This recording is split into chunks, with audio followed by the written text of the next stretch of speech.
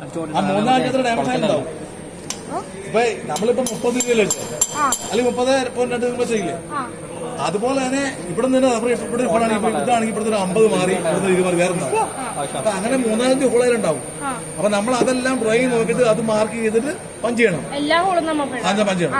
എന്നിട്ട് ഇപ്പൊ 5 ഹോളാണെങ്കിൽ 5 ഹോള്, ചിലപ്പോ 5 ഹോളിൽ ഒരു ഹോള് ടാപ്പിംഗ് ആക്കി ത്രെഡാക്കി ആയിരിക്കും. അപ്പൊ നമ്മൾ അവിടെ ഹോൾ എടുത്തിട്ട് അതിന്റെ പിച്ച് കൊടുത്തിട്ട് ഹോൾട്ട്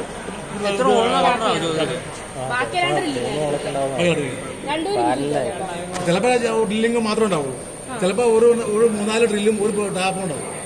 അങ്ങനെയൊക്കെ അത് ഡ്രോയിങ് കിട്ടുന്നതൊക്കെ ഇരിക്കും. മനസ്സിലായല്ലോ? ഇനി എന്ത് ചെയ്യണം? ഇതാണ് വയസ്സ്. ഈ വയസ്സെ കൊണ്ട് പിടിപ്പിക്കുക. അത് കഴിഞ്ഞിട്ട് നിങ്ങൾ വേണമെങ്കിൽ ഈ ഒരു പീസ് ഇതിങ്ങനെ വയ്ക്കുക. കണ്ടോ? ഒരു മരത്തിന്റെ പീസ് എടുത്ത് വെച്ചാൽ ടൈറ്റ് ചെയ്യാം. ഇതേ കണ്ടോ? ടൈറ്റ് ചെയ്യാം. കണ്ടോ?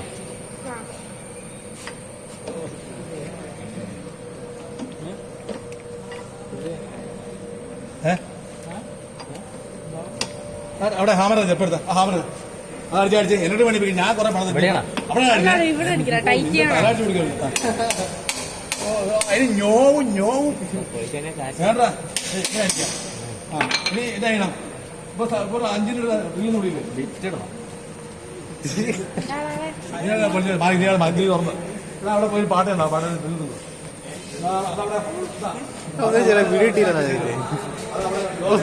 വീടിയിട്ടില്ല.